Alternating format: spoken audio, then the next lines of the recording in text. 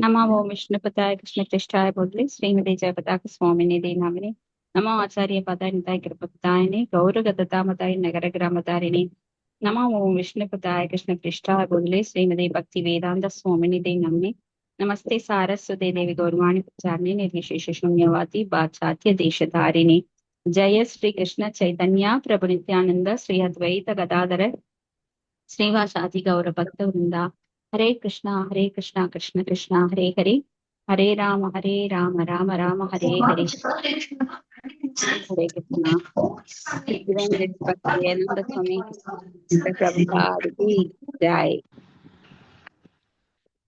இன்னைக்கு பகவத்கீதை 5 முடிச்சிட்டோம். இது ஆமாங்க மாதாஜி. 6 ஸ்டார்ட் பண்ணுங்க.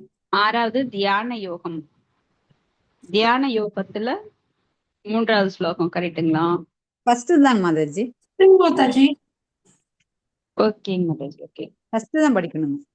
ஓகே, தியான யோகம். இப்ப நம்ம கர்ம யோகம் பார்த்தோம். கர்ம யோகம் கிருஷ்ண உணர்வில் செயல். கர்மா அப்படின்னா செயல் பண்றது. அது எவ்வாறு அந்த கிருஷ்ண உணர்வில் அதை மாற்ற முடியும்? நம்ம செயல் செய்யாம இருக்க முடியாது. எப்படி கிருஷ்ண உணர்வில் அதை செய்ய முடியும் அப்படிங்கிறத நம்ம 5வது அத்தியாயத்துல பார்த்தோம். அடுத்தது 6வது அத்தியாயத்துல தியான யோகம். முதல் ஸ்லோகம். பகவான் உவாச்ச அநாஸ்ரித கர்ம பலம் காரியம் கர்ம கரோதிய சந்நியாசி ச யோகி யோகி ச ந சாக்ரியக. புரியுதா மாதாஜி? படிங்க மாதாஜி. புருஷோத்தமனான முழுமுதற் கடவுள் கூறினார், செயலின் பலன்களில் பற்றற்று கடமைக்காக செயலாற்றுபவனே சன்னியாசியும் உண்மையான யோகியும் ஆயிரானை தவிர வேள்வி நெருப்பை மூட்டாதவனும் செயலாற்றுவனும் அல்ல.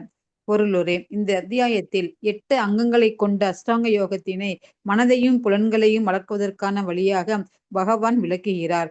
ஆனால் இம்முறை சாதாரண மக்களுக்கு, குறிப்பாக கலியுகத்தில் மிகவும் கடினமானதாகும். இவ்வத்தியாயத்தில் அஷ்டாங்க யோக முறை விளக்கப்பட்டிருப்பினும் கிருஷ்ண உணர்வில் செயலாற்றுதலே கர்ம யோகமே சிறந்தது என்று கடவுள் வலியுறுத்துகிறார்.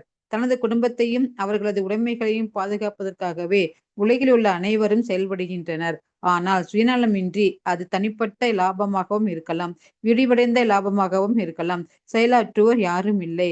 செயலின் பலன்களை அனுபவிக்கும் நோக்கத்தை தவிர்த்து கிருஷ்ண உணர்வில் செயல்படுவதே பக்குவமானதாகும். கிருஷ்ண உணர்வில் செயல்படுதல் என்பது ஒவ்வொரு உயிர்வாளியின் கடமையாகும். ஏனெனில் உண்மையில் அனைவருமே பகவானது அம்சங்கள், உடலின் அங்கங்கள். முழு உடலின் திருப்திக்காக செயல்படுகின்றன. அவை தமது சுய திருப்திக்காக செயல்படாமல் முழு உடலின் திருப்திக்காக பணியாற்றுகின்றன. அதுபோலவே தனது சுய திருப்திக்காக செயல்படாமல் பகவானின் திருப்திக்காக மட்டும் செயலாற்றுபவன் பக்குவமான சந்நியாசியும் பக்குவமான யோகியும் ஆவான். சந்நியாசிகள் சில சமயம் எல்லா பௌதிக கடமையிலிருந்தும் தாம் விடுதலை பெற்று விட்டதாக செயற்கையாக எண்ணிக்கொள்வதால் அக்னிஹோத்திர யஜ்ஞங்களை செய்வதை விட்டு விடுகின்றனர். ஆனால் உண்மையில் அவர்களும் சுயநலவாதிகளே. ஏனெனில் அவர்களின் குறிக்கோள் அருவ பிரம்மனுடன் ஒன்றாகுவதே. இத்தகைய விருப்பம் சாதாரண பௌதிக விருப்பங்களை விட சிறந்தது என்ற போதிலும் இது சுயநலமற்ற விருப்பம் கிடையாது. அதுபோல எல்லா உலக செயல்களையும் நிறுத்திவிட்டு பாதி மூடிய கண்களுடன் யோக பயிற்சி செய்யும் யோகியும் தனது சுயநலத்திற்காக ஏதோ ஒரு திருப்தியை நாடுகிறான். ஆனால் கிருஷ்ண உணர்வில் செயல்படுபவன் எந்தவித சுயநல நோக்கமின்றி பூர்ணத்தின் திருப்திக்காகவே செயலாற்றுகிறான். கிருஷ்ண பக்தனுக்கு சுய திருப்தியில் எவ்வித அக்கறையும் இல்லை. கிருஷ்ணரது திருப்தியை அவன் வெற்றியாக கருதுகிறான். எனவே அவனே பக்குவமான சந்நியாசியும் பக்குவமான யோகியும் ஆவான். சந்நியாசத்தின் மிக உயர்ந்த நிலைக்கு இலக்கணமாக திகழும் பகவான் சைத்தன்யர் பின்வருமாறு பிரார்த்தனை செய்கிறார். படிங்க மாதாஜி. நதனம் நஜனம் ந சுந்தரீம் கவிதாவா ஜெகதி சகாமயே மம ஜென்மனீஸ்வரே பவதாத் பக்திர் அகைதுகிதுயே. எல்லாம் வல்ல பெருமானே, பொருள் சேர்க்கும் ஆசை எனக்கில்லை. அழகிய பெண்களை அனுபவிக்கும் ஆசையும் எனக்கில்லை. என்னை பின்பற்றுவோரும் எனக்கு வேண்டாம். பிறவிதோறும் உமக்கு பக்தி துண்டு ஆற்றுவதற்கான காரணமற்ற கருணையே நான் விரும்புகிறேன். ஹரே கிருஷ்ணா மாதாஜி. நன்றி மாதாஜி. ஹரே கிருஷ்ணா. நன்றி மாதாஜி. சோ கிருஷ்ண உணர்வில் அந்த தொடர்ச்சி 5வது அத்தியாயத்தோட தொடர்ச்சி இங்கேயும் வருது. எப்படி கிருஷ்ண உணர்வில் செயலாற்றுவது அப்படின்ட்டு. அப்ப செயல்கள் பகவான் சொல்றாரு, செயல்களில் பலன்களில் பற்றற்று.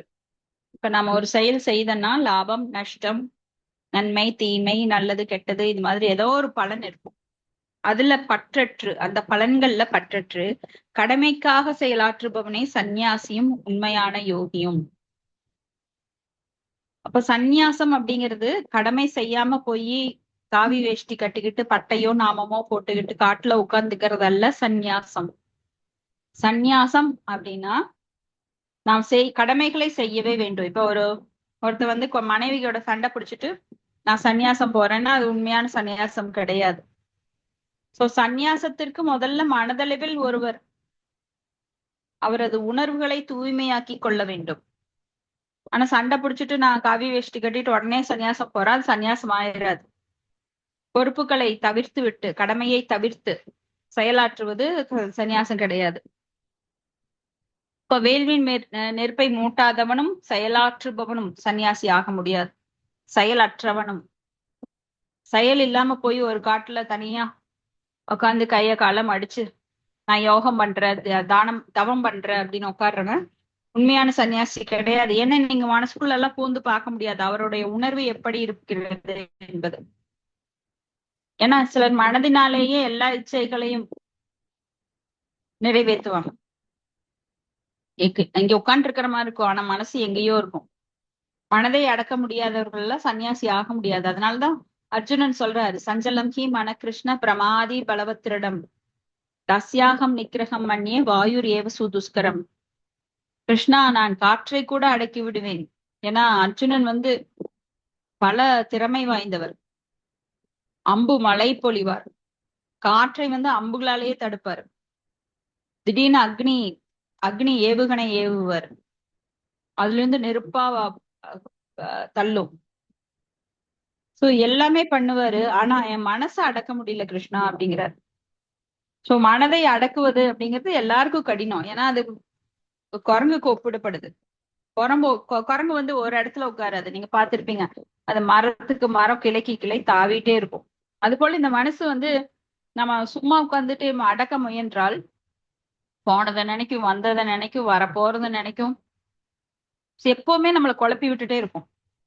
அவங்க என்னை அப்படி செஞ்சாங்க, அந்த காலத்துல நான் அப்படி இருந்தேன், இப்ப இப்படி நடக்குது, இவங்க என்னை பேசுறாங்க, நாளைக்கு என்ன ஆகுமோ, எல்ஐசில இருந்து பணம் வருமோ, நான் வெளியில போனா ஆக்சிடென்ட் ஆகுமோ, எனக்கு வயசான ஏதாவது தொந்தரவு வந்தா இவங்க எல்லாம் பாப்பாங்களா, இப்படி பலதையும் நினைக்க தோணும். மனசு வந்து எப்பவுமே அடங்காது. சோ அந்த மனதை அடக்குவதற்கு பயிற்சி வேணும், அபியாசா. அப்போ இந்த பொருள் நிகழ்ச்சியில பிரபுபாதர் என்ன சொல்றேன்னா, 8 அங்கங்கள் கொண்ட அஷ்டாங்க யோகத்தினை மனதையும் புலன்களையும் அடக்குவதற்கான வழியாக பகவான் விளக்குகிறார். சோ அது முதல்ல வந்து ப்ராசஸ். முதல்ல நீங்க பக்திக்கு வர்றதுக்காக இதெல்லாம் முதல்ல கடைபிடிக்கணும். புலன்களையும் மனதையும் அடக்கணும், ஒரு இடத்துல உட்காரணும். அதுக்கெல்லாம் நிறைய ப்ராசஸ் இருக்கு, விதிமுறைகள் இருக்கு. இப்படிதான் உட்காரணும், பப்பரப்பேன்னு உட்காரக்கூடாது. அதுக்கு புலித்தோலோ மான் தோலோ போட்டு ஆசனத்துலதான் உட்காரணும். வீட்டுல ஹாயா படுத்துட்டு நான் பகவானை நினைக்கிறேன்னு எல்லாம் நினைக்கவே முடியாது. சோ வயிறு வந்து சும்மா கிடக்கணும். அதுல போய் நிறைய வயிறு ஃபுல்லா பிரசாதம் சாப்பிட்டுட்டு மனசை பகவானை நினைக்கிறேன்னா அந்த உட்கார்ந்த ஆசனத்துல உட்கார்ந்து நினைக்க முடியாது. சோ அரை வயிறு சாப்பிடலாம். அந்த மாதிரி நிறைய ப்ராசஸ் இருக்கு. அப்ப இது கலியுகத்துல ரொம்ப கஷ்டம். ஏன்னா காடே கிடையாது. அங்க போய் நீங்க தவம் பண்றேன்னு யாராவது காட்டுக்குள்ள போய் ஒரே கோப்பினை மட்டும் கட்டிட்டு போனீங்கன்னா ஐயோ கடத்தல்காரன் வந்திருக்கான், சந்தன கடத்தல்காரன் விலங்குகளை அடிச்சு கொள்ள வந்திருக்கான், மான்கறி சாப்பிட வந்திருக்கான் அப்படின்னு சொல்லி உங்களை அரெஸ்ட் பண்ணிடுவாங்க. நீங்க எதுக்கு உள்ள போனீங்கனாலும். அப்படியே காட்டுக்குள்ள போனாலும், காடுல ரொம்ப கம்மியாயிடுச்சு, அப்படியே காட்டுக்குள்ள போனாலும் இந்த மாதிரி ப்ராப்ளம்ஸ் இருக்கு. அப்படியே நீங்க போனாலும் உட்கார்ந்து தனியா தவம் பண்ண முடியாது. ஏன்னா அந்த சூழ்நிலை இன்னைக்கு கிடையாது.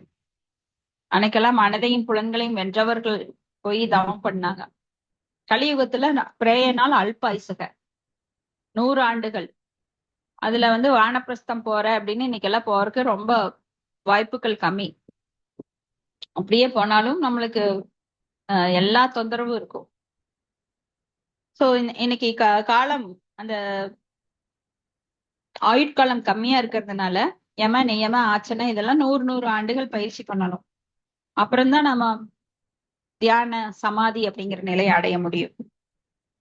அப்ப இந்த கலியுகத்துல இது ரொம்ப கடினம்.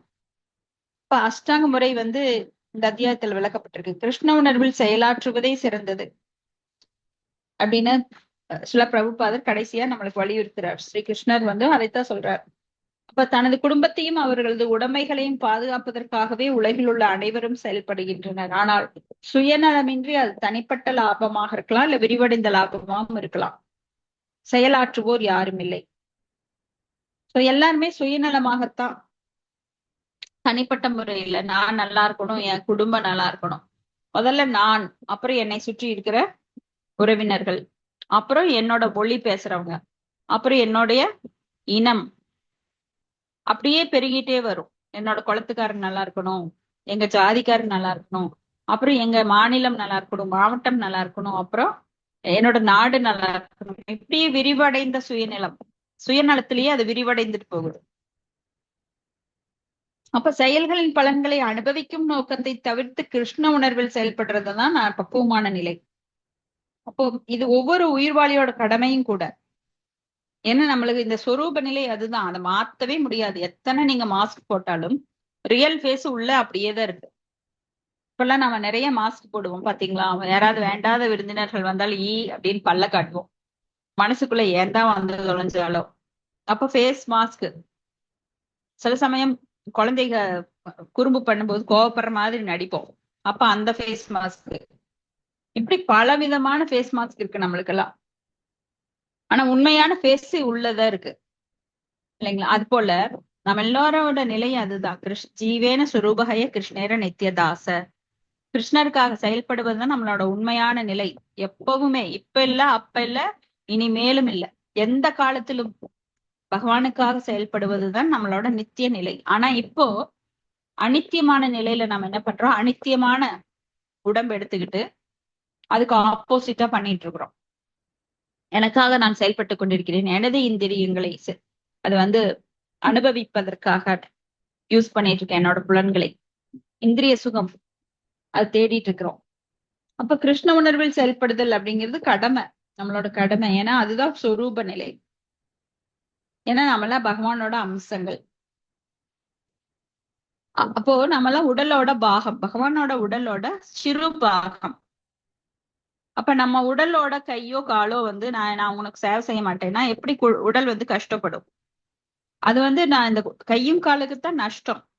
இந்த கை சொல்லுது, நான் எதுக்கு உனக்கு சாப்பாடு எடுத்து கொடுக்கணும், நான் எனக்கு இந்த துணி எடுத்து கொடுக்கணும், நான் எடுக்கிறதுக்கு நான் எதுக்கு உனக்கு உதவணும், நான் தனியா இருந்துக்கிறேன் அப்படின்னு போய் பிரிஞ்சு விழுந்துருச்சுன்னா அந்த கைக்கு தான் நட்டம்.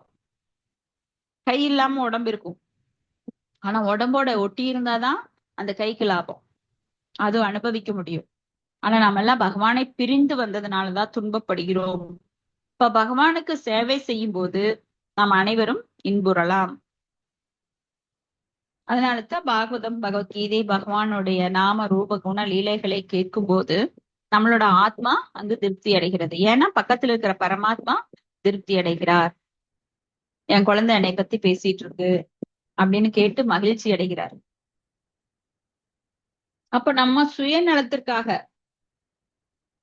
சுய திருப்திக்காக செயல்படாமல் முழு உடலின் திருப்திக்காக பணியாற்ற வேண்டும். இதுதான் பக்குவமான சந்நியாசம், அதுதான் பக்குவமான யோகி.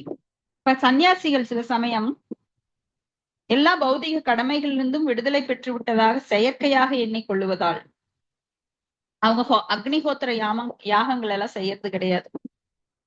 ஏன்னா அவங்க நினைச்சுக்கிறாங்க பௌதிக கடமையெல்லாம் நான் விட்டுட்டு வந்துட்டேன், எனக்கு எந்த ஒரு டியூட்டியும் கிடையாது. கடமைகளை தவிர்த்து விட்டு போய் உட்கார்ந்துக்கிறாங்க. அப்ப அவங்க சுயநலவாதிகள். ஏன்னா அவங்க குறிக்கோள் என்னன்னா அருவ பிரம்மத்தோட இணைவது. இது சாதாரண பௌதிக விருப்பங்களை சாதாரண பௌதிக விருப்பங்கள் என்ன, நான் அனுபவிக்கணும், என் குடும்பம் நல்லா இருக்கணும், இதை விட சிறந்ததுதான் எண்ணம். இருந்தாலும் அது சுயநலமற்ற விருப்பம் கிடையாது, அது சுயநலம். பிரம்மத்தோட போய் ஒன்றிணைய வேண்டும் என்பது.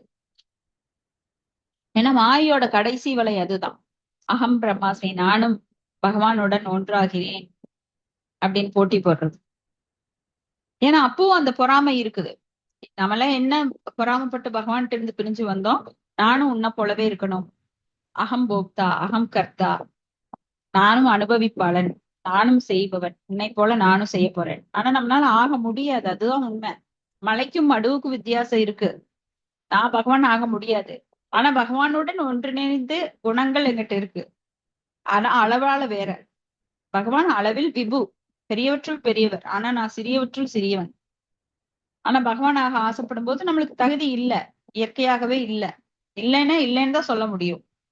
ஆக முடியும் அப்படிங்கிற நப்பாசை எல்லாம் பொய். அப்ப எல்லா உலக செயல்களையும் நிறுத்திவிட்டு பாதி மூடி கண்களுடன் யோக பயிற்சியில் செய்யும் யோகியும் தன சுயநலத்திற்காக ஏதோ ஒரு திருப்தியை நாடுகிறான். ஆனால் கிருஷ்ண உணர்வில் செயல்படுபவன் எவ்வித சுயநல நோக்கமின்றி பூரணத்தின் திருப்திக்காக செயலாற்றுகிறான். கிருஷ்ண பக்தனுக்கு சுய திருப்தியில் எவ்வித அக்கறையும் இல்லை. சோ பகவானோட திருப்திக்காக பக்தர்கள் செயல்படுகிறார்கள். அப்ப சுய திருப்தி, அதாவது சுயநலம் அவனுக்கு கிடையாது. சோ எந்தவித அக்கறையும் அவனுக்கு கிடையாது. தன்னை பற்றி எப்போதும் நினைச்சு கொண்டிருக்கிறதுல பகவானுக்கு திருப்தி பெறும் செயல்களை அவன் செய்து கொண்டே இருக்கிறான். எப்ப நாம பகவானுக்காக செயல்கள் செய்கிறோமோ அப்ப பகவான் நம்மை பார்த்துக்குவார். ஏன்னா அவருக்காக நீங்க செயல்படும் போது நம்மை அவர் பார்த்துக்கிறார். நம்மளுக்கு எந்த ஒரு குறையுமே இருக்காது. நாம நம்மளை பார்க்க வேண்டிய அவசியமே கிடையாது. ஊரார் பிள்ளையை ஊட்டி வளர்த்தால் தன் பிள்ளை தானே வளரும்னு ஒரு பழமொழி சொல்லுவாங்க. அது மாதிரி சோ அவனே பக்குவமான சன்னியாசியும் பக்குவமான யோகியும் ஆவான்.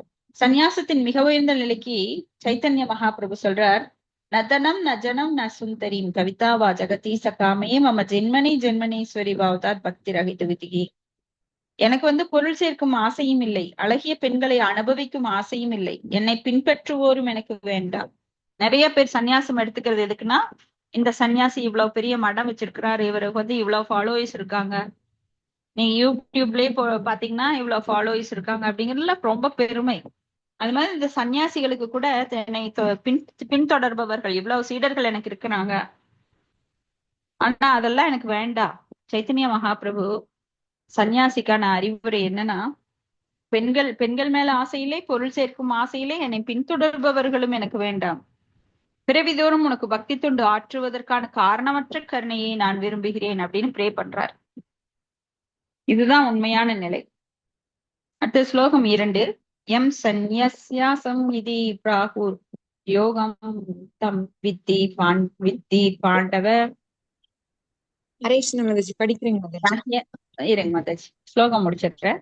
நஹ்ய சந்யஸ்த சங்கல்போ யோகி பவதி கர்ஷன. படிங்க மாதாஜி. பிரணாம் மாதாஜி. பொருளுரை வழங்கி பக்தி வேதாந்த சுவாமி ஸ்ரீல பிரபுபாதா கி ஜெய். பாண்டுவின் மகனே, புலனுச்சிக்கான இம்சைகளை துறக்காத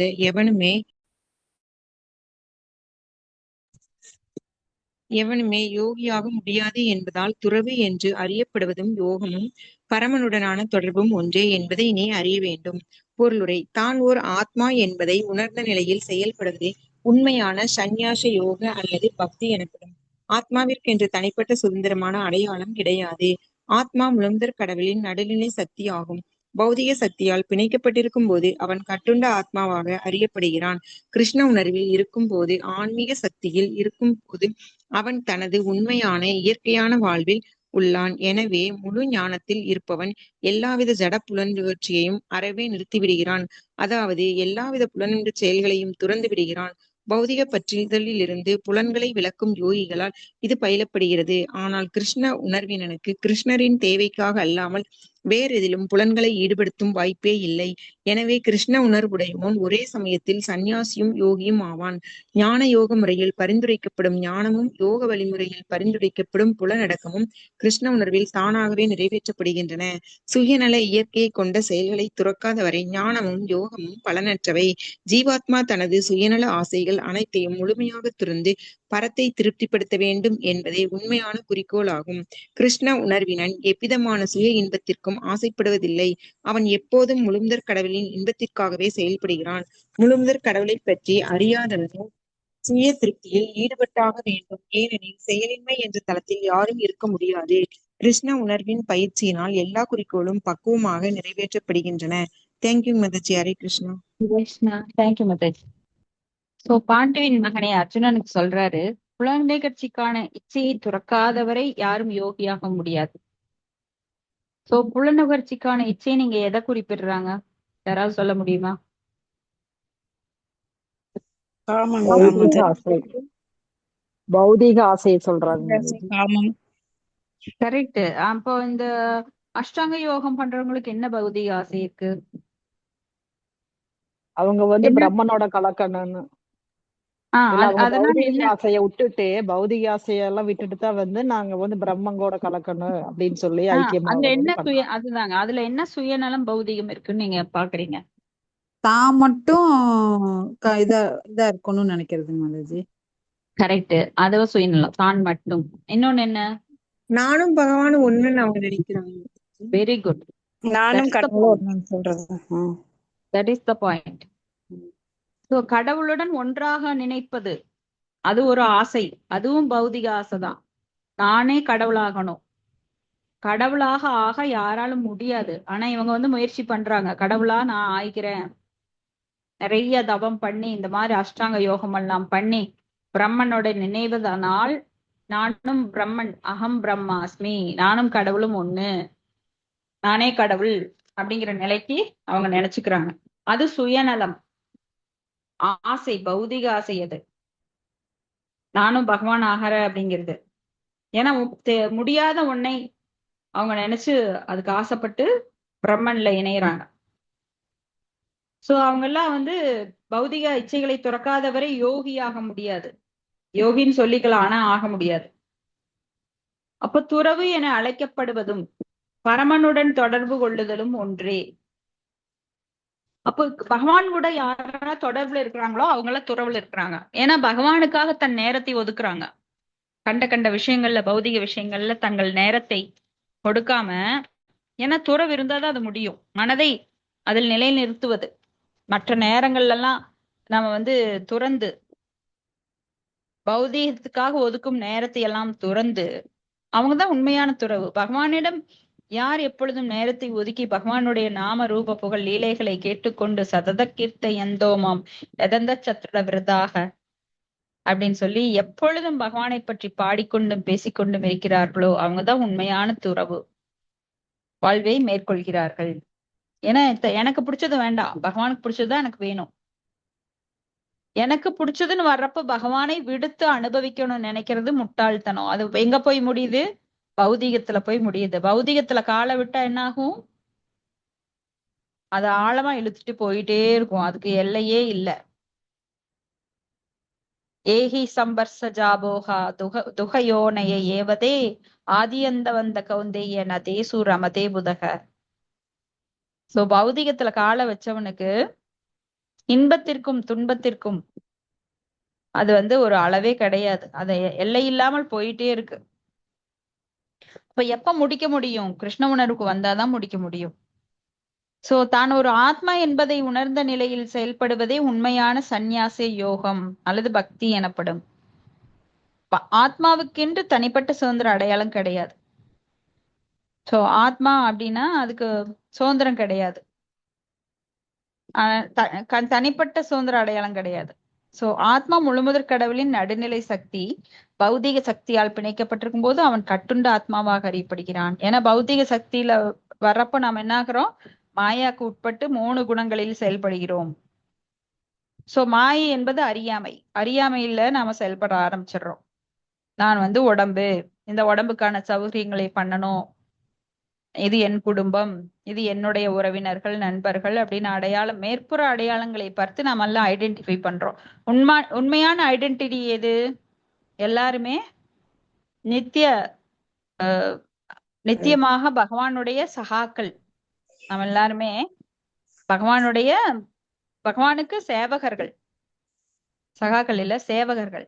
அப்போ ஒவ்வொரு ஆத்மாவை பார்க்கும்போது நம்மளுக்கு தோணணும், உனக்குள்ளேயே கிருஷ்ணர் இருக்கார், பரமாத்மாவா இருக்கார், எனக்குள்ளேயே இருக்கார், நீ ஒரு ஆத்மா, ஆன்மீக ஆத்மா, நானும் ஒரு ஆன்மீக ஆத்மா அப்படின்னு நம்ம பாக்குறோமா? கிடையாது. இது என்னோட மகன், இது ஒரு ஆம்பளை, இது ஒரு வயசான தாத்தா, இது ஒரு கிழவி. சோ நம்மளுடைய கண்கள் புறக்கண்களாகவே செயல்படுகிறது, அகக்கண்கள் கிடையாது. நம்மளுக்கு யாருக்குமே அந்த ஞான சக்சு, சாஸ்திர சக்சு, சாஸ்திரத்தின் கண் கொண்டோ ஞானத்தின் கண் கொண்டோ பார்ப்பதில்லை. இப்ப கிருஷ்ண உணர்வில் இருக்கும்போது ஆன்மீக சக்தியில் இருக்கும்போது நாம, அதாவது கிருஷ்ண உணர்வுனா ஆன்மீக சக்தி, அவன் தனது உண்மையான இயற்கையான வாழ்வில் உள்ளான். அதுதான் உண்மையான வாழ்வு, இயற்கையான. நம்மளாம் செயற்கையா வாழ்ந்துட்டு இருக்கிறோம் இப்போ. ஏன்னா எனக்கு ஒரு பேரு, எனக்கு ஒரு உடல், இந்த வீடு என்னோடது, இந்த ஃபேக்டரி என்னோடது, இந்த மாதிரி ஐடென்டிபிகேஷன், தவறான அடையாளப்படுத்தி கொண்டு நம்மை நாமே திருப்திப்படுத்த முயல்கிறோம். ஆனா உண்மையான அடையாளம் கிடையாது அது. நான் வந்து பகவானுடைய சேவகன் அப்படிங்கறதுதான் உண்மையான அடையாளம். ஏன்னா மாயா நம்ம கண்ணை மறைச்சு நம்மள இதுதான் உண்மையான அடையாளம்னு நம்மள நம்ப வச்சிருக்கு. அதை அப்ப பேஸ் பண்ணி தான் நம்ம போயிட்டு இருக்கிறோம். ஆனா அது பொய். சோ கிருஷ்ண உணர்வில் இருக்கும்போதுதான் தனது உண்மையான இயற்கை வாழ்வில் ஒருவன் உள்ளான். எனவே முழு ஞானத்தில் இருப்பவன் எல்லாவித ஜட புலனுகர்ச்சிகளையும் அறவே நிறுத்தி விடுகிறான். அதாவது எல்லா புலனின்ப செயல்களையும் துறந்து விடுகிறான். அப்போ கிருஷ்ணா கான்சியஸ்ல வரும்போது புலனின்ப செயல்களை நம்ம என்ன பண்றோம், செய்யறோம். ஆனா பகவானுக்காக செய்யறோம், நமக்காக இல்ல. நம்மளோட புலன்கள் திருப்திப்படுவதற்காக இல்ல, பகவானுடைய புலன்கள் திருப்தி அடைவதற்காக நாம செயல் செய்யறோம். செயல் வந்து கண்டிப்பா எல்லாரும் செஞ்சே ஆகணும். ஆனா பக்தனுடைய செயல் வேற, பௌதிகவாதியோட செயல் வேற. இப்ப பௌதிக பற்றிலிருந்து புலன்களை விளக்கும் யோகியால் இது பயிலப்படுகின்றது. ஆனால் கிருஷ்ண உணர்வினனுக்கு கிருஷ்ணனின் தேவைக்காக அல்லாமல் வேற எது புலன்களை ஈடுபடுத்தும் வாய்ப்பே இல்லை. எனவே கிருஷ்ண உணர்வுடையவன் ஒரே சமயத்தில் சந்நியாசியாகவும் யோகியாகவும் ஆகின்றான். சோ கிருஷ்ண உணர்வுடையவன் வந்து ஒரே சமயத்துல சந்நியாசி. எப்படின்னா அவனுக்காக எதுவுமே அவன் செய்யறது இல்லை, அதனால துறவு மனப்பான்மையில இருக்கிறான். அப்போ யோகம், ஏன்னா கிருஷ்ணரையே நினைச்சிட்டு இருக்கிறதுனால அது ஒரு யோகம், பக்தி யோகம். இப்ப ஞான யோகத்துல பரிந்துரைக்கப்படுகின்ற ஞானமும் ததாமி புக்தி யோகம் தம் ஏனமாம் உபயாந்திதே ஏசாம் தொந்த கதம் பாவம் சாரி தேசாம்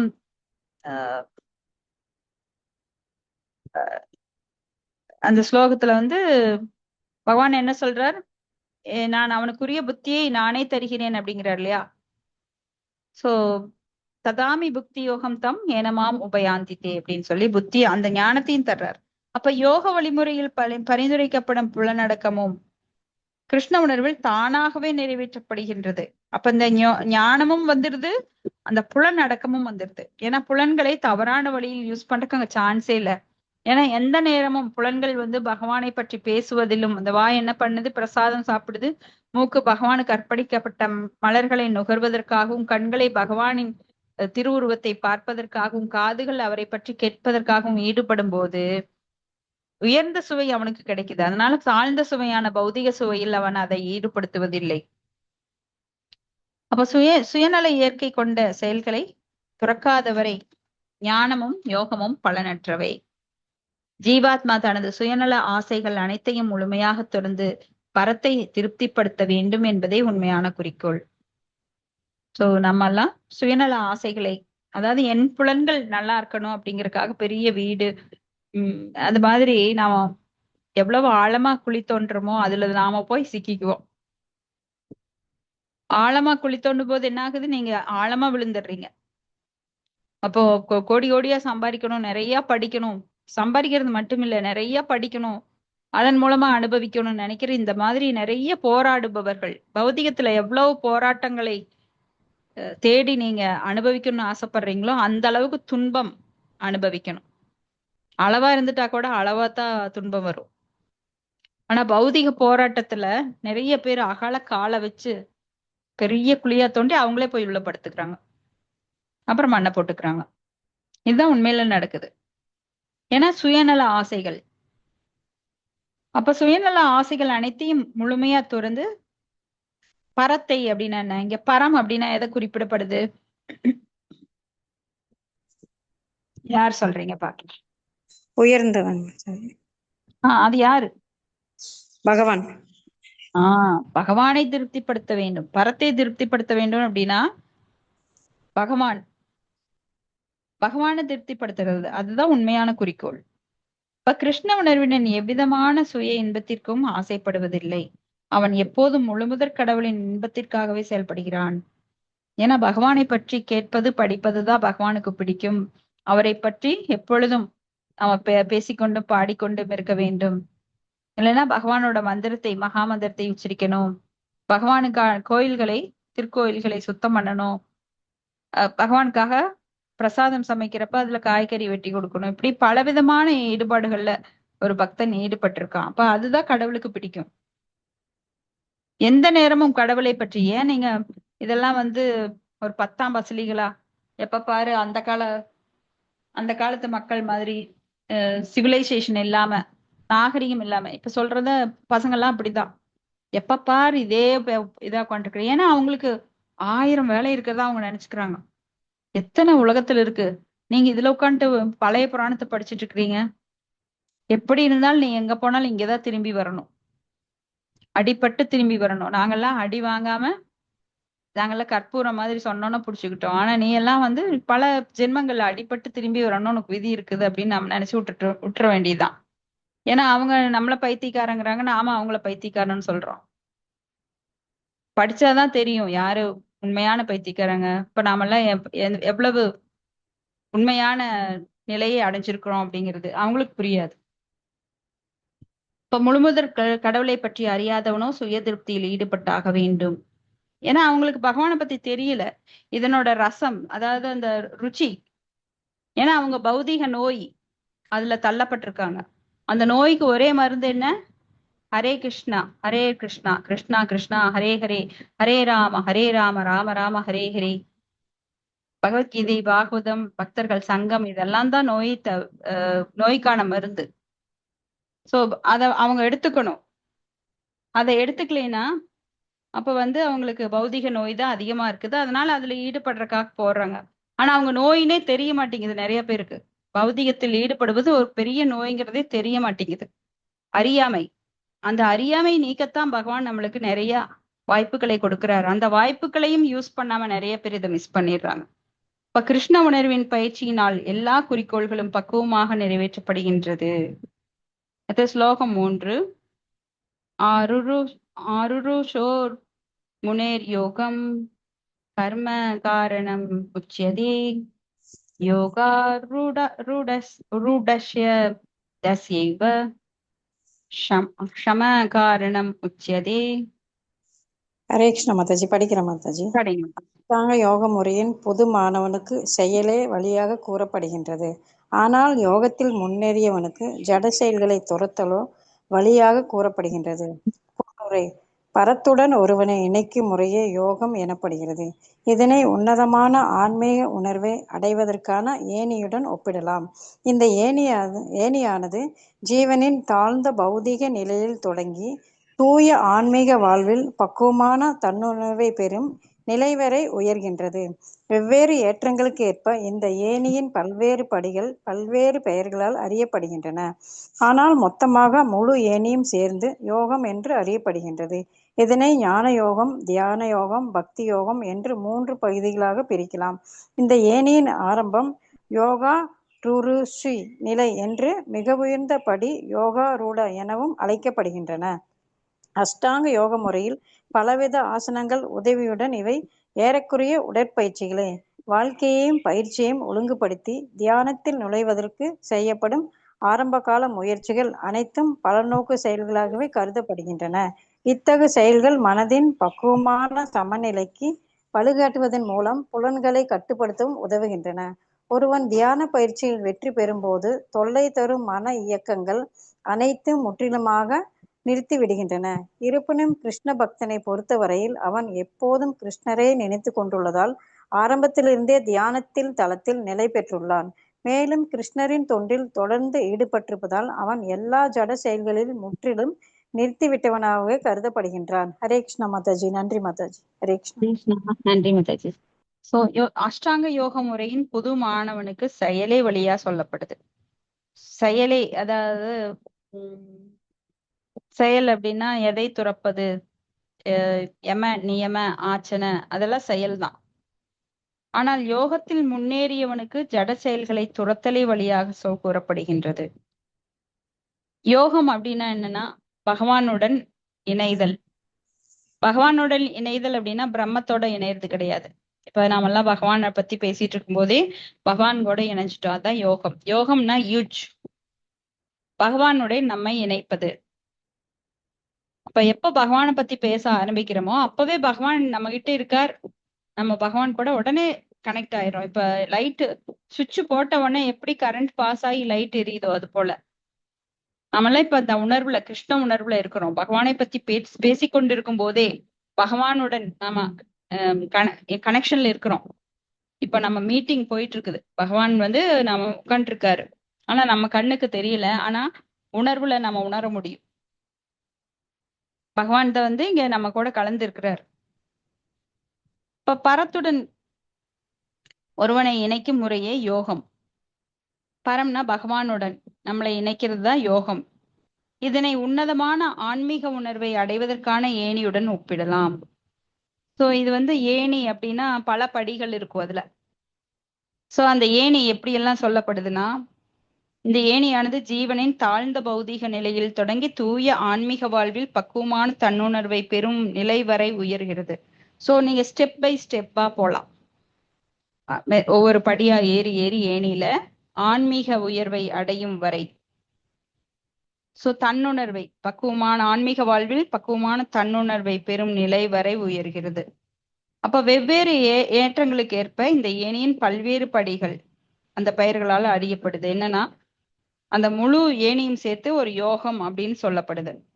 ஏன்னா இது பல விதமான யோகங்கள் இருக்கு. கடவுளை இணைப்பதற்காக வேற வேற வழிமுறைகள் இருக்கு. இது ஞான யோகம், தியான யோகம், பக்தி யோகம் அப்படின்னு 3 பகுதிகளா சொல்லலாம். அப்ப இந்த ஏணியோட ஆரம்ப நிலை யோக ருருக்ஷு அப்படின்னு நிலை அப்படின்னு சொல்லப்படுது. அடுத்தது அந்த படி, மிக உயர்ந்த படி அப்படிங்கிறது யோக ரூடா, யோக ருருக்ஷு, யோக ரூடா. கீழே யோக ருருக்ஷு, மேல போறப்போ அது யோக ரூடால முடியுது. அஷ்டாங்க யோக முறையில பலவித ஆசனங்களோட உடல் பயிற்சிகள், ஆசனங்கள், அது வாழ்க்கையும் பயிற்சியும் ஒழுங்குபடுத்தி தியானத்தில் நுழைவதற்கு செய்யப்படும் ஆரம்பகால முயற்சிகள் அனைத்தும் பலநோக்கு செயல்களாகவே கருதப்படுது. சோ இத்தகைய செயல்கள் மனதின் பக்குவமான சமநிலைக்கு வழிகாட்டுவதன் மூலம் புலன்களை கட்டுப்படுத்த உதவுகின்றது. சோ ஆரம்பத்துல அவங்க பயிற்சி பண்றாங்க அஷ்டாங்க யோகத்துல பலவிதமான ஆசனங்கள் உதவியோட. இதெல்லாம் வாழ்க்கையையும் பயிற்சியையும் ஒழுங்குபடுத்தி அதன் மூலமா தியானத்தில் நுழைவதற்கு செய்யப்படும் ஆரம்ப முயற்சி. எடுத்த உடனே தியானத்துக்கு போக முடியாது அவங்கனால. அதுக்காக இந்த ஸ்டெப் பை ஸ்டெப் ப்ராசஸ் எல்லாம் பண்றாங்க. புலன்களையும் மனதையும் அடக்கறதுக்குத்தான் முதல்ல நியம ஆச்சன பிராணயாமா பிரத்யங்கார நிலைக்கு அப்புறம் வர்றாங்க. சோ இது புலன்களை அடக்கிறதுக்காக, அவங்க தியானத்தில் நுழையிறதுக்காக செய்யப்படும் பயிற்சிகள் இதெல்லாம். அப்ப ஆரம்பகால முயற்சிகள் அனைத்தும் பலநோக்கு செயல்களாகவே கருதப்படுகிறது. இத்தகைய செயல்கள் மனதின் பக்குவமான சமநிலைக்கு வழிகாட்டுவதன் மூலம் புலன்களை கட்டுப்படுத்த உதவுகின்றது. பலநோக்கு செயல்கள்னா இது போட்டா இது கிடைக்கும், அது போட்டா அது அது போட்டா இது கிடைக்கும் அப்படிங்கிறதுதான் இந்த யம நியம ஆச்சன பிராணயாமா அதெல்லாம். அப்ப புலன்களை கட்டுப்படுத்த அது வழிகாட்டுது. அப்புறம் தியானம். அப்போ ஒருவன் தியான பயிற்சியினில் வெற்றி பெறும் போது தொல்லை தரும் மன இயக்கங்கள் அனைத்தையும் முற்றிலுமாக நிறுத்தி விடுகிறான்.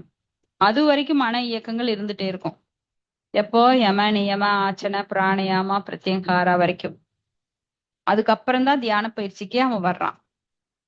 ஆனா கிருஷ்ண பக்தன் என்ன பண்றான்? அவன் எப்பொழுதுமே கிருஷ்ணரை நினைத்து கொண்டிருப்பதால் ஆரம்பத்திலிருந்தே தியானத்தின் தளத்தில் நிலை பெற்றுள்ளான். இப்ப புரியுதுங்களா? நாம ஏற்கனவே பேசியிருக்கோம். அஷ்டாங்க யோகத்துல தியானம் அப்படிங்கிறது 7வது நிலை. ஆனா முதல்ல வர்றது எல்லாமே பலநோக்கு செயல்களுக்கு ஒப்பிடப்படுது. யம நியம ஆச்சன பிராணயாமா பிரத்யங்கார தாரண எல்லாம். ஆனா இங்க யார் ஒருவர் கிருஷ்ண உணர்வை எடுத்து விட்டாரோ அவருக்கு 7வது படி டைரக்டா நேரடியா என்ட்ரி. நீங்க 7 கதவுக்குள்ள போயிட்டு எல்லாம் வர வேண்டாம். 7வது கதவே உங்களுக்கு தியானம். முதல் கதவு கிருஷ்ண பக்தனை பொறுத்த வரைக்கும் அது முதல் கதவே தியானம். உட்கார்ந்த உடனே தியானம் பண்ணலாம். யம நியம ஆச்சன பிராணயாம பிரத்யங்காரம் எல்லாம் வேண்டியதில்லை. இப்ப மேலும் கிருஷ்ணரின் தொண்டில் தொடர்ந்து ஈடுபட்டிருப்பதனால் அவன் எல்லா ஜட செயல்களையும் முற்றிலும் நிறுத்திவிட்டவனாகவே கருதப்படுகிறான். சோ எப்பவுமே தொடர்ந்து அகை துகி அப்பிரத்திகதா. சோ எப்பொழுதுமே தொடர்ந்து ஈடுபட்டிருக்கிறதுனால கிருஷ்ணரை பற்றி பாடிக்கொண்டும் கேட்டுக்கொண்டும் எந்த நேரமும் நம்மளை எல்லாம் பைத்தியம் சொல்லுவாங்க. உண்மையில பைத்தியம் தான். கிருஷ்ணர் பைத்தியங்க.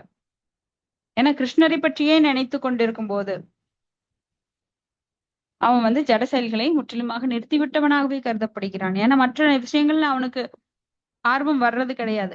நான் அனுபவிக்கணும், சினிமாக்கு போகணும், பாட்டு கேட்கணும், சினிமா பாட்டு கேட்கணும், நடிகரை பார்க்க போகணும், அரசியல் கேட்கணும், பல பிரச்சனைகளை விவாதிக்கணும், பக்கத்து வீட்டுல என்ன நடக்குது, அவ எங்க ஓடினா, அவன் எங்க ஓடினா, அவன் என்ன படிச்சான், எவன் ஓட் போன அப்படிங்கறதெல்லாம் அவங்களுக்கு மேட்ரே கிடையாது. இன்னைக்கு நம்மளுக்கு வந்து நிறைய பேர் நியூஸ் பார்க்க மாட்டீங்கன்னு நினைக்கிறேன். நியூஸே பாக்குறது கிடையாது.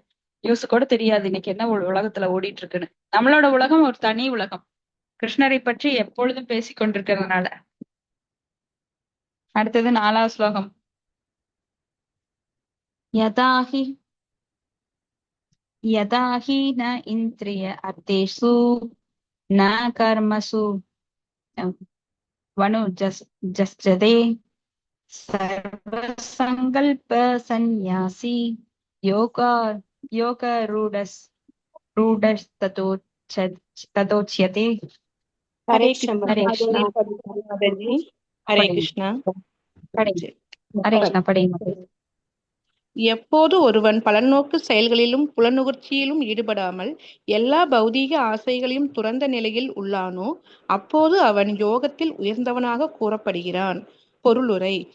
பகவானின் திவ்யமான அன்பு தொண்டில் முழுமையாக ஈடுபடும் போது ஒருவன் தன்னில் திருப்தியுற்று விளங்குவதால் பலநோக்கு செயல்களிலோ புலன் நுகர்ச்சியிலோ அவன் ஈடுபடுவதில்லை. இல்லாவிடில் கண்டிப்பாக அவன் புலன் நுகர்ச்சியில் ஈடுபட்டுத்தான் ஆக வேண்டும். ஏனெனில் செயலின்றி வாழ்தல் அசாத்தியமானதாகும். கிருஷ்ண உணர்வில் இல்லாவிடில் ஒருவன் குறுகிய சுயநல செயல்களிலோ விரிந்த சுயநல செயல்களிலோ ஈடுபட்டாக வேண்டும். ஆனால் கிருஷ்ணரது திருப்திக்காக எந்த செயலையும் செய்யக்கூடிய கிருஷ்ண உணர்வினன் அதன் மூலம் புலன் நுகர்ச்சியிலிருந்து முற்றிலும் விலகியுள்ளான். இத்தகு உணர்வற்றவனோ யோக ஏணியின் உச்சிப்படிக்கு உயர்த்தப்படுவதற்கு முன்பு ஜட இச்சைகளிலிருந்து தப்ப இயந்திரத்தனமாக முயற்சி செய்ய வேண்டும். Hare Krishna Mataji. Thank you Mataji. Hare Krishna. Thank you Mataji. So பலநோக்கு செயல்களிலும் புலனுகர்ச்சியிலும் ஈடுபடாமல் எல்லா பௌதிக ஆசைகளையும் துறந்த நிலையில் யார் உள்ளானோ அப்போது அவன் யோகத்தில் உயர்ந்தவன். சோ பலநோக்கு செயல்கள் அப்படின்னா இது போட்டா இது கிடைக்கும், அது போட்டா இது கிடைக்கும். ஏன்னா கடமையை செய்ய மட்டும்தான் நம்மளுக்கு அதிகாரம் இருக்கிறது, அதன் பலனில் அதிகாரம் இல்லைன்னு சொல்றாரு. ஆனா நாம என்ன பண்றோம், ஒரு 5 ரூபாய் இன்வெஸ்ட் பண்ணா 10 ரூபாய் கிடைக்குமா, அந்த ஒண்ணு போட்டா ஒண்ணு கிடைக்குமா, சோ நான் பேசுறதுனால என்ன புகழ் கிடைக்குமா, இப்படி எத்தனையோ விதத்துல நாம வந்து புலனுகர்ச்சியில ஈடுபடுறோம், பௌதிக ஆசைகள்ல ஈடுபடுறோம். ஆனா அதெல்லாம் துறந்த நிலையில் யார் உள்ளார்களோ, பௌதிக ஆசைகளை துறந்த நிலையில் அவன் யோகத்தில் உயர்ந்தவனாக கருதப்படுகிறான். நீங்க செய்யற செயலுக்கும் நீங்க வந்து எதிர்பார்ப்பு இல்லாம கிருஷ்ணருக்காக செய்யும் போது அதுல வந்து அந்த நிலைதான் யோக நிலை, யோகத்தில் உயர்ந்தவன். சோ பக்தி யோகத்துல உயர்ந்தவனாக கருதப்படுகிறான். ஏன்னா இருக்கிற யோகங்கள்ல மிக உயர்ந்தது பக்தி யோகம். பகவானோட அன்பு தொண்டில் முழுமையாக ஈடுபடும் போது ஒருவன் தன்னில் திருப்தி உற்று விளங்குவதால். ஏன்னா பிரம்மபூத பிரசன்னாத்மா நாச்சோச்சதி நாகாங்ஷதி, அவனுக்கு வந்து எதையும் அடைய வேண்டும் என்பதும் இல்லை, எந்த எதிர்பார்ப்பும் கிடையாது. அப்போ பலநோக்கு செயல்களிலோ புலனுகர்ச்சியிலோ அவன் ஈடுபடுவது இல்லைன்னா அவன் என்ன பண்ணணும், அப்படி இல்லைன்னா கிருஷ்ண உணர்வு இல்லைன்னா கண்டிப்பா அவன் புலனுகர்வுல ஈடுபட்டே ஆகணும். ஏன்னா ஒருத்தன் செயலின்றி வாழ்தல் கஷ்டம். அப்போ ஒண்ணு நீங்க மாயாக்கு சேவை செய்யணும், இல்லைன்னா கிருஷ்ணருக்கு சேவை செய்யணும். இது கரெக்டா இல்லைங்களா? அப்போ விரிந்த சுயநல செயலோ இல்ல குறுகிய சுயநல செயலோ, என் குடும்பம் நல்லா இருக்கணும், நான் நல்லா இருக்கணும், என் குடும்பத்துக்காக நான் நிறைய பாடுபடணும், அது குறுகிய நிலையில செய்யப்படும் சுயநலம். இப்ப விரிந்த சுயநலம் எது, என் மொழி தமிழுக்காக நான் போராடுவேன், தமிழ் மொழிதான் உயர்ந்தது, இந்திய தேசம் உயர்ந்தது, எனது தமிழ்நாடு உயர்ந்தது, எனது ஜாதி உயர்ந்தது, என்னோட ஜாதி தலைவர் உயர்ந்தவர் அப்படின்னு விரிவடைந்த சுயநலத்திலேயோ ஈடுபட வேண்டி நம்ம கட்டாயப்படுத்தப்படுகிறோம் மாயினால. ஒண்ணு பகவானுக்கு சேவை செய்யணும், இல்லைன்னா மாயாதான் உங்களை கண்டிப்பா சேவை செய்ய வைப்பாங்க. அதுல தப்பவே முடியாது. சோ எல்லா செயல்களையும் கிருஷ்ணருக்காக செய்யும் கிருஷ்ண பக்தனுக்கு அவர் திருப்திக்காக எந்த செயலையும் செய்யக்கூடிய கிருஷ்ண உணர்வினன் அதன் மூலம் புலனுகர்ச்சியிலிருந்து முற்றிலும் விலகியுள்ளான். இத்தகு உணர்வற்றவனோ யோக ஏணியின் உச்சிப்படிக்கு உயர்த்தப்படுவதற்கு முன்பு அவன் என்ன பண்ணோம்னா, என்னதான் நீ உயர்ந்த நிலைக்கு வரணும் ஆசைப்பட்டா கூட அது இயந்திரத்தனமா அந்த இச்சையிலிருந்து தப்ப இயந்திரத்தனமா முயற்சி பண்ணணும். ஏன்னா கிருஷ்ண உணர்வினனுக்கு எப்பவுமே என்கேஜ்மெண்ட் இருக்கு, தன்னை அதில் ஈடுபடுத்தி கொண்டே இருக்கிறான். ஆனா இயந்திரத்தனமா நான் எந்த உணர்வும் எனக்கு வேண்டாம், சூன்யம், நான் யம நியம ஆச்சன பிராணயாமா அப்படின்னு கண்ணை மூடி உட்காந்து நானே என்னை மேல உயர்த்திக்குவேன் அப்படிங்கறதுக்கு இயந்திரத்தனமா தான் முயற்சிக்கணும், செயற்கையா. ஆனா இயற்கையா முயற்சிக்கிறது எவ்வளவு இருக்கும்? கால்ல நடக்கிறது ரொம்ப ஈஸி. நான் கால்ல நடக்கிறத விட்டுட்டு கையில தான் நடப்பேன்னா கஷ்டம். சோ இயற்கையான முறை என்ன? நாமெல்லாம் கிருஷ்ண உணர்வில் எப்பவுமே இருக்கிறவங்க, அதான் ஸ்வரூப நிலை நம்மளுக்கு.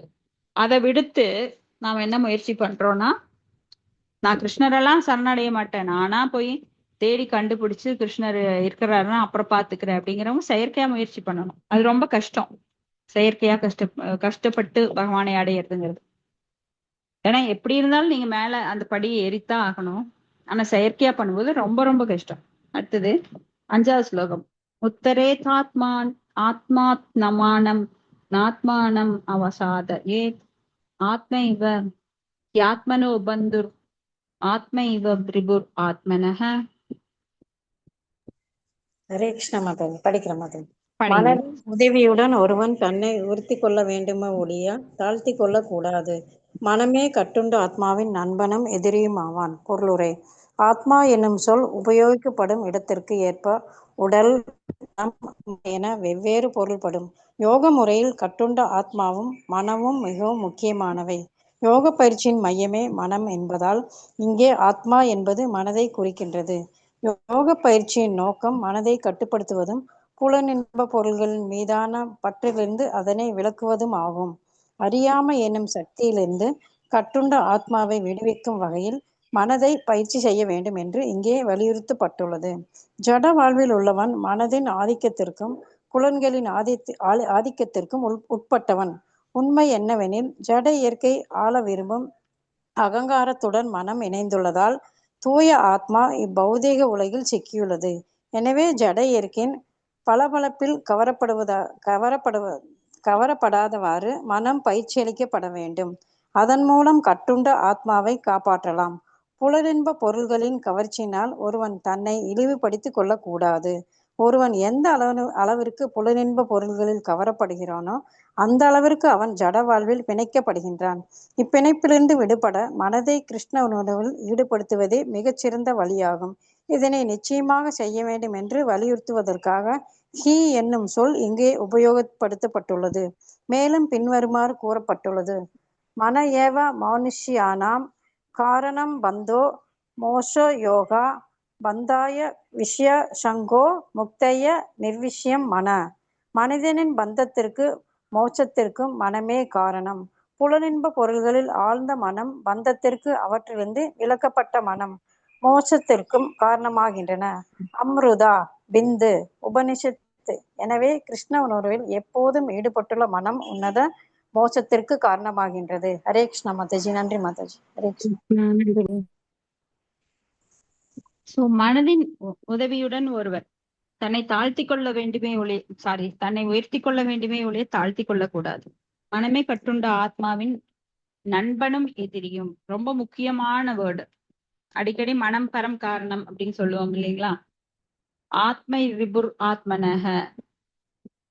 சோ ஆத்மா அதாவது மனம் இங்க ஆத்மான்னு சொல்லப்படுறது. ஏன்னா ஒவ்வொரு இடத்திற்கு தகுந்த மாதிரி பொருள் கொள்ளணும். இங்க ஆத்மா அப்படிங்கிறது மனதை குறிக்கிறது. மனம் ரிபு அப்படின்னா என்ன? எதிரி. கட்டுண்ட ஆத்மாவின் எதிரி அது. மனமே கட்டுண்ட ஆத்மாவுக்கு எதிரியாக இருக்கின்றது. ஏன்னா மனதால நாம என்ன நினைக்கிறோம், நிறைய விஷயங்களை நினைக்கிறோம். இதை அடையணும், அதை அடையணும், நான் ஏன் இவங்கிட்ட பணியணும், நான் ஏன் குருவை எடுக்கணும், நான் ஏன் இந்த பேச்சு கேட்கணும், நாம போய் நிறைய சினிமா தியேட்டர்ல உட்காந்தா டம் டம்னு மியூசிக்கோட எஃபெக்ட், எவ்வளவு எஃபெக்டோட அப்படியே கற்பனையில உட்காந்து நிறைய கனவுலகத்துல மிதக்கலாம், இதை போய் கேட்டுட்டு அப்படின்னு நினைக்கிறாங்க. சோ மனம் தான் எதிரி. நல்லதை நல்லதா எடுத்துக்கிட்டா அது நண்பன்.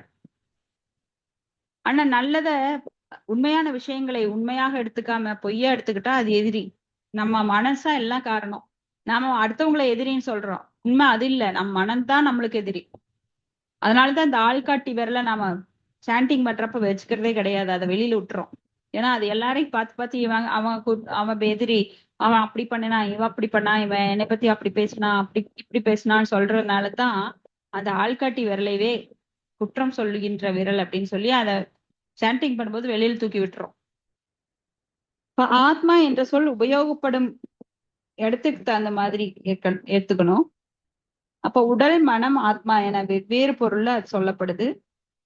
அப்ப கட்டுண்ட ஆத்மாவும் மனமும் இந்த யோக முறையில ரொம்ப முக்கியமானது. சோ யோக பயிற்சியின் மையமே மனம் அப்படிங்கிறதுனால இது ஆத்மா அப்படின்னு சொல்லப்படுது. ஆத்மா என்பது மனதை குறிக்குது. இப்ப யோக பயிற்சியின் நோக்கம் மனதை கட்டுப்படுத்துவதும் புலனின்ப பொருட்கள் மீதான பற்றிலிருந்து அதை விளக்குவதும் ஆகும். முக்கியமான நோக்கம் என்ன? முதல்ல கிளீன் பண்ணணும், மனதையும் புலன்களையும் அடக்கணும். எப்படி ஆமையானது தன் அந்த ஓட்டுக்குள்ள எல்லா புலன்களையும் அடக்குகின்றதோ அது போல நம்ம அவயங்கள் எல்லாம் அப்படியே இழுத்து ஒடுக்கணும். அப்ப அறியாமை எனும் சக்தியிலிருந்து கட்டுண்ட ஆத்மாவை விடுவிக்கும் வகையில் மனதை பயிற்சி செய்ய வேண்டும். ஜட வாழ்வின் உள்ளவன் மனதின் ஆதிக்கத்திற்கும் புலன்களின் ஆதிக்கத்திற்கும் உட்பட்டவன். அதனாலதான் யோக முறையில நாம் அத்தனை வழிகளை பின்பற்றோம். யம, நியம, ஆச்சன, பிராணயாம, பிரத்திகாரம், இதெல்லாம் எதுக்கு? மனதையும் புலன்களையும் அடக்கிறதுக்கு இந்த பயிற்சி எல்லாம். இப்ப ஜட வாழ்வில் உள்ளவன் மனதின் ஆதிக்கத்திற்கும் புலன்களின் ஆதிக்கத்திற்கும் உட்பட்டவன். உண்மை என்னன்னா, ஜட இயற்கை ஆள விரும்பும் அகங்காரத்துடன் மனம் இணைந்துள்ளதால் தூய ஆத்மா பௌதிக உலகில் சிக்கியுள்ளது. ஏன்னா இந்த உலகை பகவான் எதுக்கு படைச்சாரு அப்படின்னா, நீ ஆசைப்படுற அனுபவிக்கணும்னு, என்னை விடுத்து நீ ஆசைப்பட முடியாது. அதனால இந்த பொம்மையான உலகத்தை, சிறைச்சாலையை நான் உனக்கு அனுப்புறேன், அதுக்குள்ள உன்னை அனுப்புறேன், நீ போய் அனுபவிச்சு நீ ஒரு பெரிய எஜமானர், நான் தான் வீட்டு தலைவி, நீதான் வீட்டு தலைவன் அப்படின்னு ஒருத்தரும் ஒரு பொசிஷன் எடுத்துட்டு நாம தான் உயர்ந்தவங்கன்னு நினைச்சிட்டு வாழ்ந்துட்டு இருக்கிறோம். ஏன்னா பகவானை போல உயர்ந்தவன் ஆகணும்னு நினைச்சிட்டு கற்பனையில நான் இந்த நிர்வாகத்தின் முதலாளி, சோ இந்த வீட்டோட உரிமையாளர், இப்படின்னு நிறைய கட்டுண்ட ஆத்மா என்ன நினைக்கிறேன், தன்னை உரிமை உள்ளவன், நான் இங்க அனுபவிச்சுட்டு இருக்கிறேன் அப்படின்னு நினைச்சிட்டு நம்மளை மயக்கத்திற்கு உட்படுத்துது. மயக்கத்துல இருக்கிறவன் எப்படி கனவுல காண்பானோ, ஒரு புலி தன்னை துரத்த வர்றதா நினைச்சு அலறி அடிச்சு எந்திரிப்பான். ஆனா விழிச்சு பார்த்தா ஒண்ணும் இருக்காது. கனவுல பெரிய மாளிகையில் இருக்கிறதா நினைப்பான், விழிச்சு பார்த்தா குடிசையில கிடப்பான். கனவுல பெரிய கார்ல போறதா, தேர்ல போறதா நினைச்சிட்டு இருப்பான், விழிச்சு பார்த்தா ஒரு குடிசையில இருப்பான். அது மாதிரி மனம் என்ன நினைக்குது, நான் அனுபவிக்கிறதா நினைக்குது இந்த ஜட இயற்கையில. ஏன்னா அது ஜட இயற்கையை ஆள விரும்பும் அகங்காரத்துடன், அந்த பொய் அகங்காரம், மன புத்தி அகங்காரம் இருக்கு பாருங்க, அந்த பொய் அகங்காரத்துடன் மனம் இணைவதால் தூய ஆத்மா பௌதிக உலகில் சிக்கியுள்ளது. பொய் அகங்காரத்துடன் மனம் இணைந்துள்ளதால். அப்ப பொய் அகங்காரத்தை விட ஆப்போசிட் என்ன? உண்மையான அகங்காரம். அது என்னன்னு சொல்லுங்க.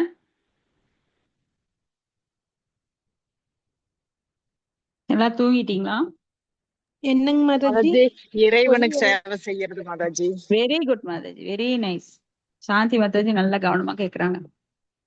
உண்மையான அகங்காரம், நம்மளோட பொய் அகங்காரம் என்னன்னா, நான் இந்த உடல் அப்படின்னு நினைக்கிறது.